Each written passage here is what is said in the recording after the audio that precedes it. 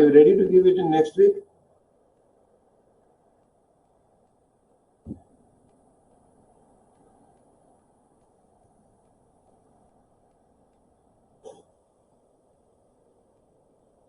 Next week, which date? You have to decide. Maybe we can do on next Wednesday. If you Wednesday or Wednesday is good, or Thursday also you can do.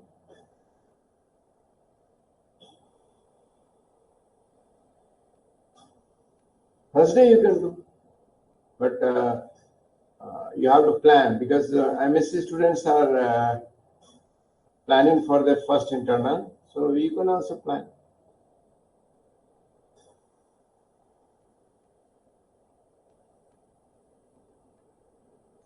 So any suggestion?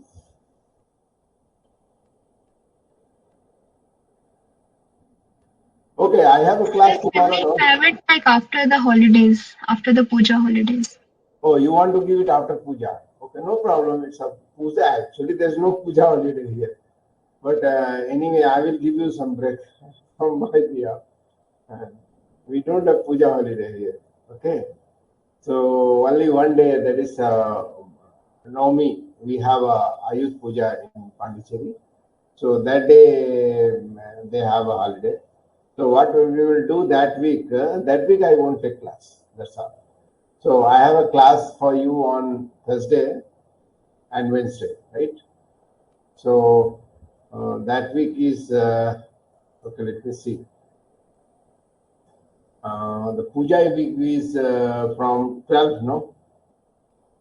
From 12 to 16 that week. So what we will do?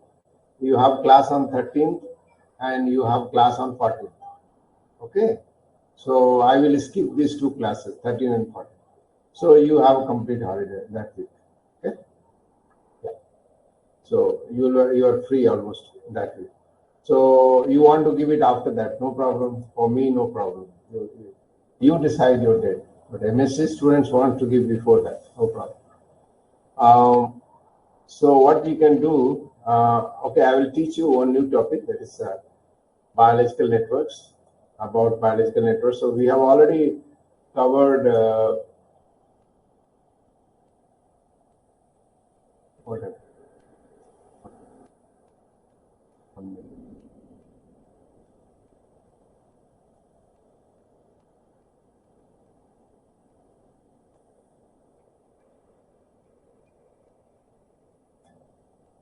Okay. So we have already discussed.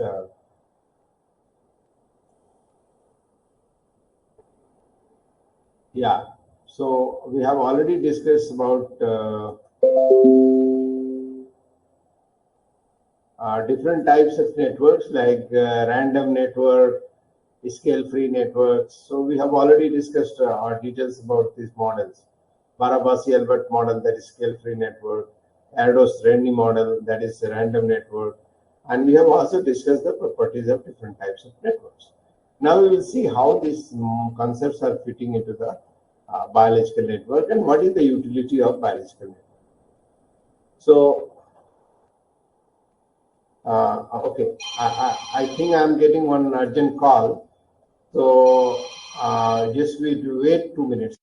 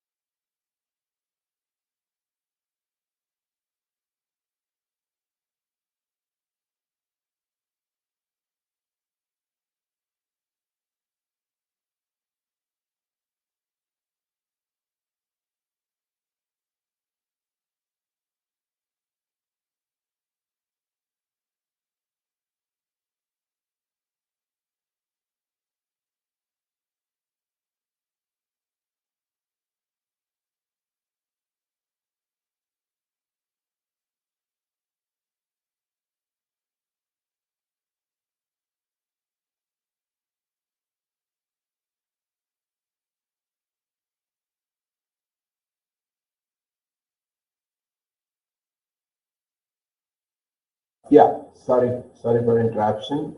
So what we are going to talk today about introduction to biological networks. And now if you see a network, network can be at any level. So you have a gene, you have a protein, so you have about 25,000 genes, you have more than 100,000 protein, you have 210 plus cell type, you have 4 tissue type, you have 12 organ system, you have one body. Now you see a different scale of biological system.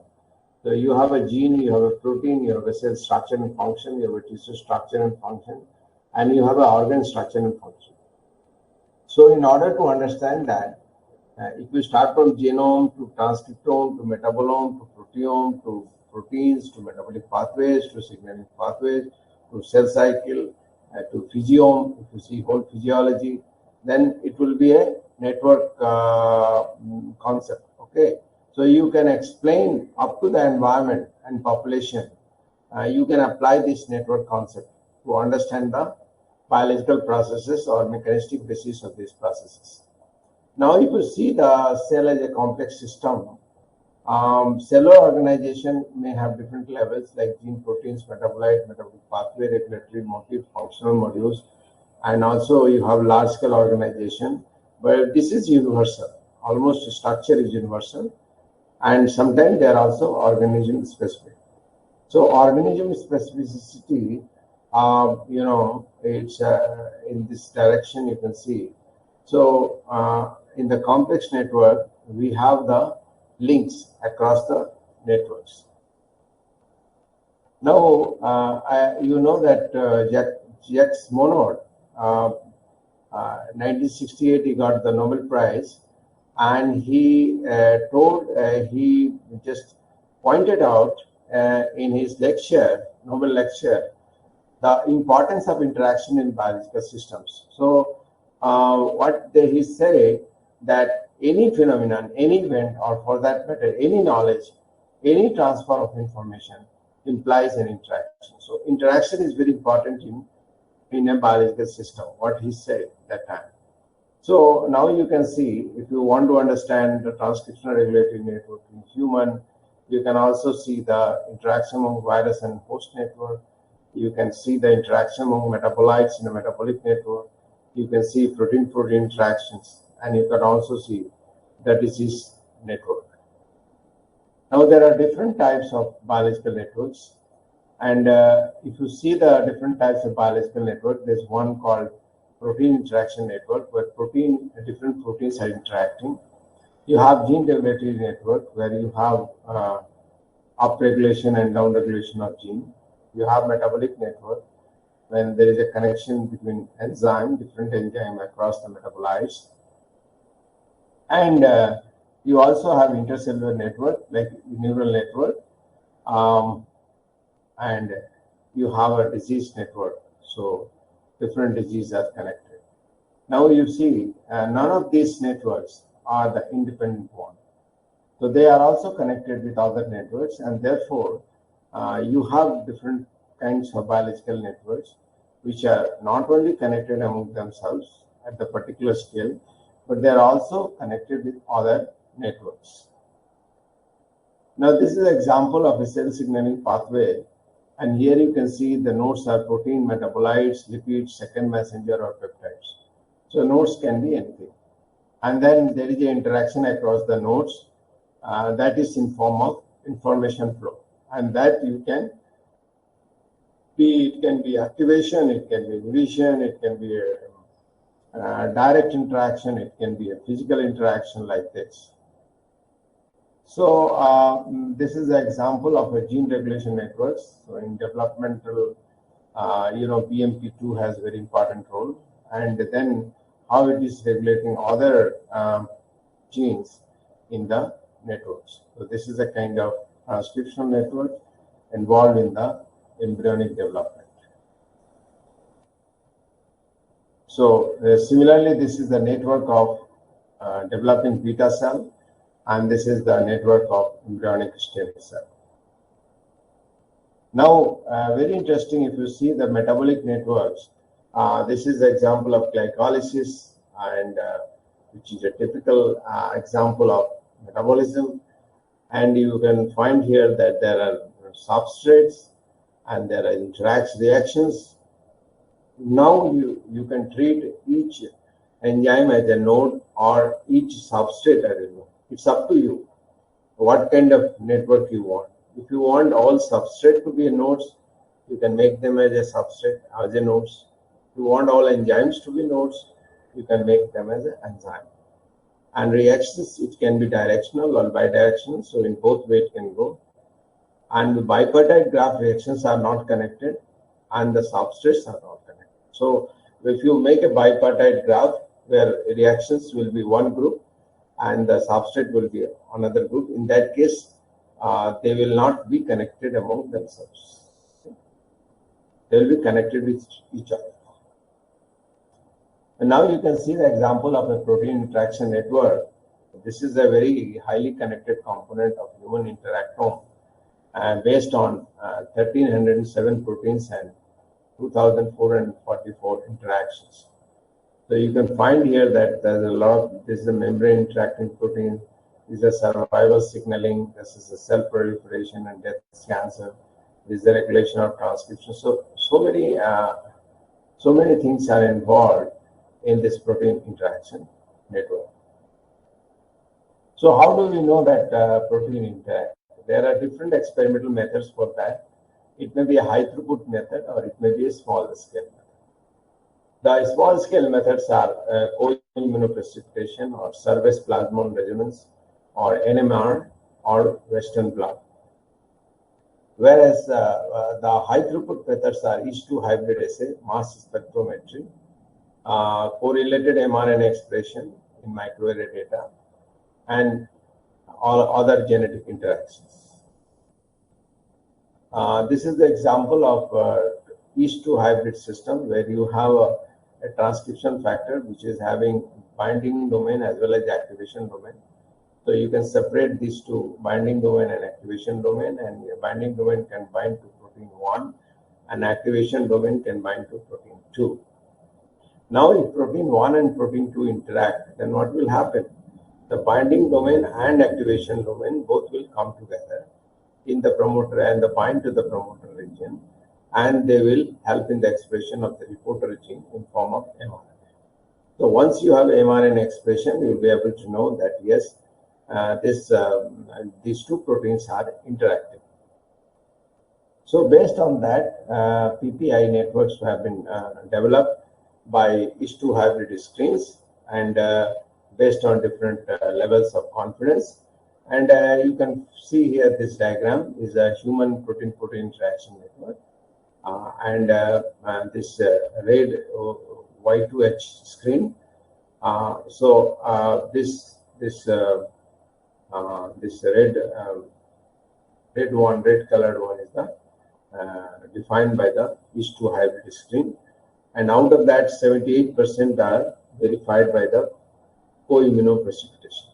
So with another method it was also validated.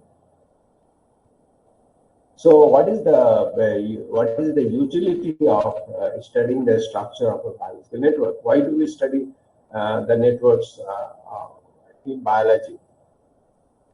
The first point is that the topology of the network has a wide range of biological implications. So it depends on the topology, what is the biological implication of that network. And you can also infer the biological conclusions from the network structure. You can understand the quantitative characterization of structural and dynamic properties of proteins and their assemblies, and proteins' relative position in a network and their functional role, and you can uncover the underlying molecular basis of diseases. So network theory offers unforeseen possibilities to understand the cellular networks. And so if you want to understand a cellular network, you can utilize the concepts of network theory. And this is the protein-protein interaction in each cell. So what kind of structural properties you will look at in a biological network? As I told you in my previous classes, when we were talking about random network and scale-free network, there are three major aspects of network structure which has received much attention. And the first one is the degree distribution, second one is the characteristic path length, and the modular structure and local clustering properties. So this is what you can see the network or degree distribution. So as I told you, this is based on the probability of K, and another one is the degree. So what is the degree at 0, 1, 2, 3, 4, etc., etc. And it measures the proportion of nodes in the network having degree K. So how many nodes are having degree 0, how many nodes are having degree 1, how many nodes are having degree 2, like that it shows the degree distribution. And network with degree distribution of this form is Pk approximates K to the power minus gamma, where gamma is more than 1. It is called scale-free network, and it is always having a broad tail power law distribution. Okay? Long tail or broad tail power law distribution. Now, real networks are scale-free. So this is Barabasi and Albert. Barabasi and Alberts and colleagues found that there are many real networks in the internet which are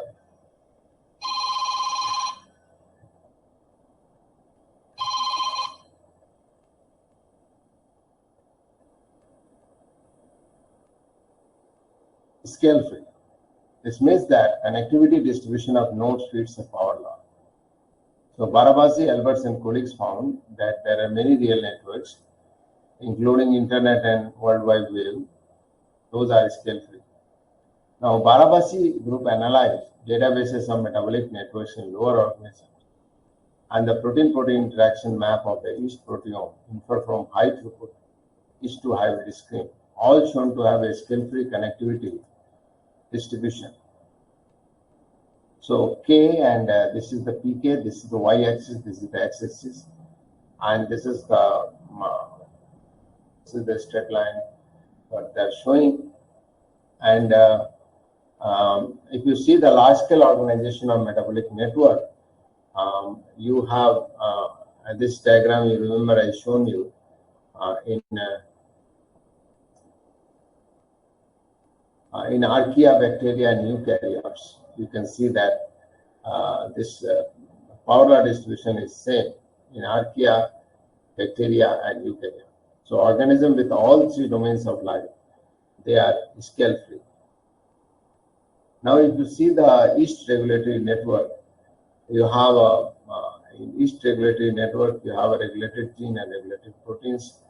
And regulated genes, you can find that for transcriptional networks, the outgoing degree distribution appears to follow a power law. But incoming distribution is not approximated by power law, but by exponential rule. The protein interaction network, this shows the protein interaction network, and clustering coefficient, I have already told you that clustering coefficient is also a very important property.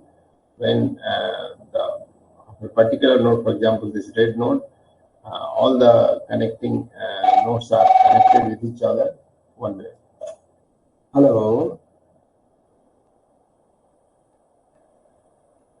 Yes, madam. Yes, madam. Yeah, tell me, madam. Okay. Okay. Okay. When did you submit? Today or yesterday?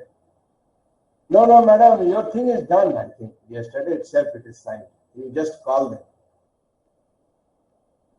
Yeah. Because this is my instruction. Almost every day, whenever you send the application, we do immediately. We don't delay any application. So Okay, okay. Then if it is not done, because every day I am signing some papers like this. Today it will be done. Evening I will go, and I think you can collect it by 4:30 from my office. Yeah, yeah. No, no problem, no problem. Every evening I go, madam, because morning I have a class. So, uh, yeah, no problem, madam, no problem. Just you please collect around 4:30. Yeah, yeah. Thank, yeah. Thank you, madam. Thank you. So that is a problem of administration, because so many people calls, and when you have to respond to them, because everybody has some urgency, academic urgency. So that's why I have some interruptions across my class. I can't help.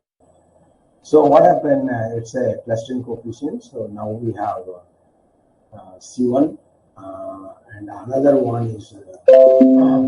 So when all the neighbors are connected with each other, you can call them as a highly clustered one. You have a clustering coefficient of 1. If half of them are connected, so you can call C half, and if none of them are connected, you can tell C is 0. Okay, this is how clustering coefficient concept is explained. Now the average shortest path from between all pairs of nodes, and for any connected graph G, the average distance between pair of nodes is referred to as the graph's characteristic path length. Now you have to see the path length, characteristic path length of that network.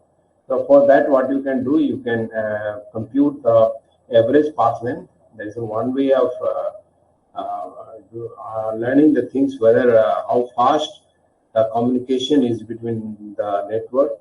The another way is to, for any connected graph G, you can see the distance between the pair of nodes. Okay, and this is also called the characteristic path length. Now, if you see the clustering properties of biological network, you have different networks like yeast. This is the clustering coefficient of E. This is the distribution of clustering coefficients. So similarly, in respect to K. And this is but these are all local clustering functions. Okay? The local means we are talking about specific clustering properties of a particular node, like a degree. Okay? But there is also a clustering coefficient of the whole network, and that is called transitivity. Okay? So in bacteria, you can find that this is H. pylori. This is the clustering coefficient. And in E. coli also, you have a different clustering coefficient. Okay? Now, if you see, there is also a small world property, as I was talking about random network. Random network have a small world property, and scale-free network have ultra small world property. So if you see, the average path length is between 2 to 5 in a biological network. So in many cases, it's ultra small, and you can find here that the average path length in the network is the indicator of how readily information can be transmitted through it. So it shows you how fast information will be communicating in the network.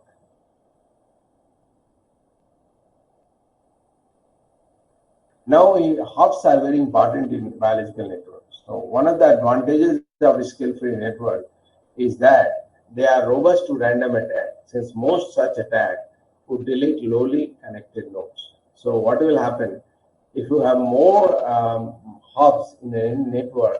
Means your network is very strong. Your network is very strong. That's why.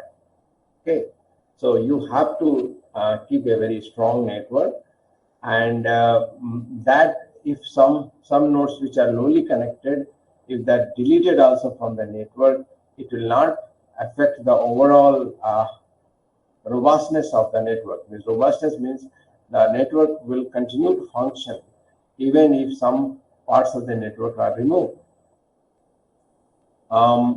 It's a very dynamic one, And network have a dynamic modularity. For example, if you see the hub nodes, hub may be date hub or hub may be party hub. Date hub are expressed at different time and space. So the hub property will be expressed at different time in a network and in different space. Whereas a party hub has same time and space. They are expressed at the same time and space. And this is a party hub, which is also expressed in the same time and space. Okay. So under different conditions like a stress response or cell cycle, different stages of cell cycle. And now another concept is the network motif. So if you see the motifs will come again, but today just a very basic idea is what are the motifs. So motifs are the circuits that are statistically more prevalent in the neural network versus motif found in randomized network. So if you see a real network and you see some pattern in the whole network, some specific pattern which is very common. These are called recurring pattern of connectivity.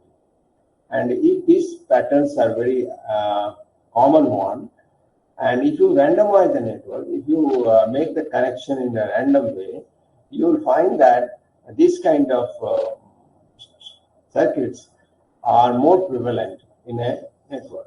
So, for example, you have gene regulation network, transcription network in E. coli or yeast. You will find that here the feed-forward loop is very common. So X regulates Y, Y regulates Z, as well as the X is directly regulating the Z. So this loop is called feed-forward loop. And this kind of feed-forward loop is also present in the neurons. Whereas this gene regulation transcription you can find bifan, where the X and Y is regulating Z and W. This is called bifan. So it means two genes, two transcription factors are regulating another two transcription factors. So that's how bifan, this is called bifan. And bifan is also prevalent in case of neurons. Okay? And we have a biparallel also in neurons. So these are the network motifs. I will talk much about network motifs in my some of my classes, which will be dedicated to network motifs. So we have another property is the graphlets. So motifs are undirected in undirected networks. Motifs are different types of motifs like this. They will be present in a yeast network. Now I'll talk about human disease network and network medicine. So if you see the disease network, this is a gene network and this is the disease network, and they are interacting with each other. So if you see a bipartite network, like this is the genes of the genome and this is the phenotype, different types of phenotypes in genome. And then you have a human disease network like this, okay? And they are associated with bone, cancer, cardiovascular disease, etc., etc. And now you have essential proteins. So one interesting part is that most of the essential proteins are hubs, and the disease genes are at the network periphery. So if you see, these are the hubs, but the disease genes are just located in the peripheral part. Okay. So if these disease genes are somehow deleted also, or there is a mutation in the genes, what will happen? The network as a whole will not be affected. Therefore, since the disease are at network periphery, these individuals will survive. Okay, but they will survive with some problems. That's what most of the disease genes are at the network periphery. And this is the phenotypic disease network when you connect the network based on their symptoms. This is another interesting article in Nature Biotechnology where they have connected the drug target network. So how different drug targets are there and how the different drugs are um, just working on these targets. Network medicine is the approach when this network concept is applied to human diseases, and we can develop interactome reconstruction of disease genes, and also we can make a disease module identification. We can also identify the pathways, okay, and then we can validate or predict their role in a particular process. So, disease, the genes that are involved in the same disease show a high propensity to interact with each other. So, it is found that the genes that are involved in same disease have a high propensity to interact with each other. So, there are certain methods which are called the detection of disease module. I'm not going in detail of these methods. Okay. Another aspect is of network medicine is the interconnectedness of networks in all aspects of health.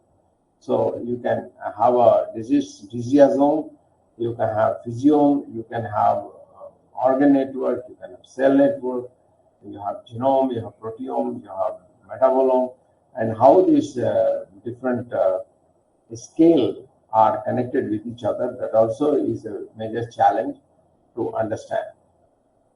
Okay. So these are the things we need to understand if you are talking about. 1 minute. Hello. Good morning, sir.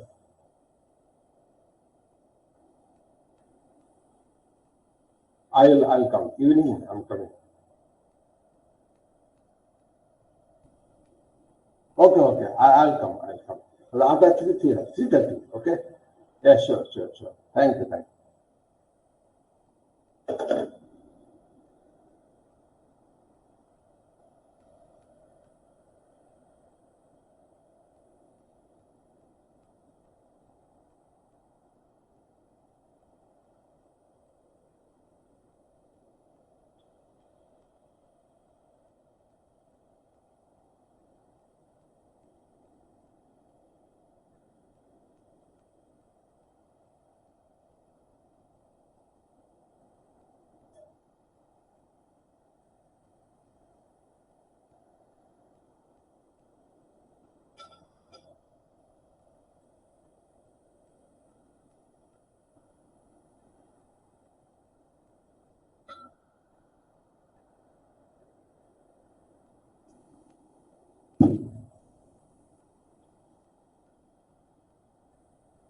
Yeah. So you have any questions regarding this?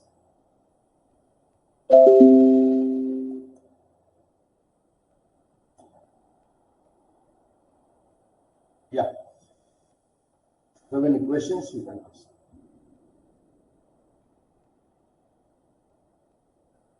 I will share this slide with you. You can study. I don't have other material. You can read this material, and I have already given my my review paper to you. You can read that review paper. It will be highly useful to you.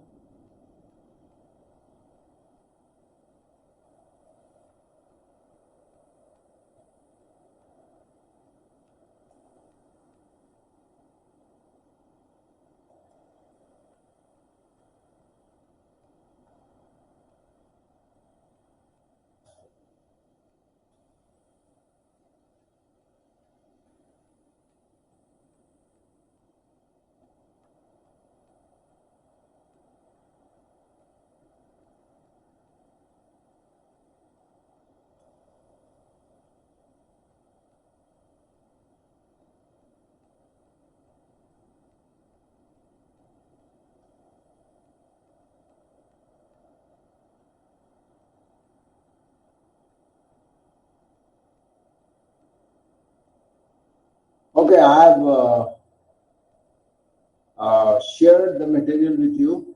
You can see the slides. Okay. If you have any questions, you can ask. By that time, I will give you attendance.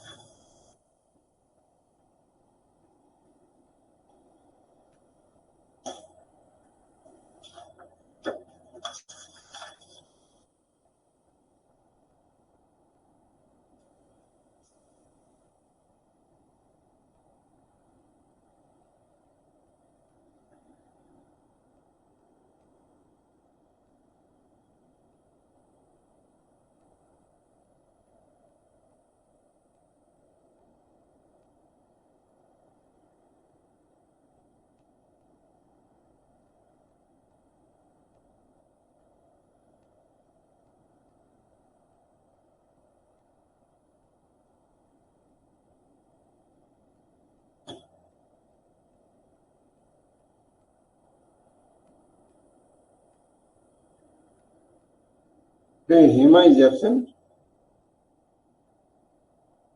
Yes, sir. She went to the university to collect the certificates. That's what she said. Okay. She is from which university? Agricultural University, sir. Oh, Coimbatore. Okay. Okay. So, Mathangi, okay.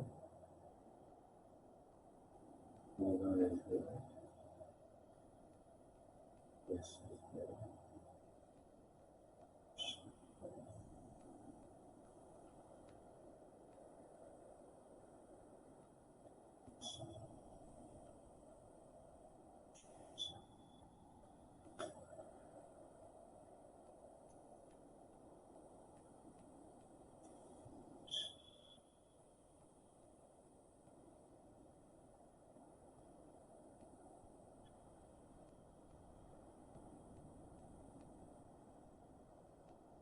Vishal is also absent.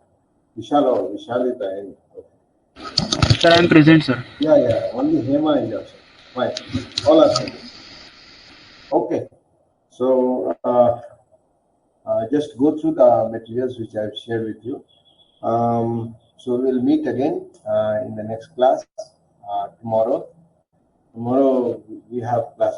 Yeah, same time we'll meet. So just come around 10:45. Or if you are delayed also, no problem. I'll wait till 11. I'll wait. No problem. Whenever you are free from previous class. Okay. Yeah.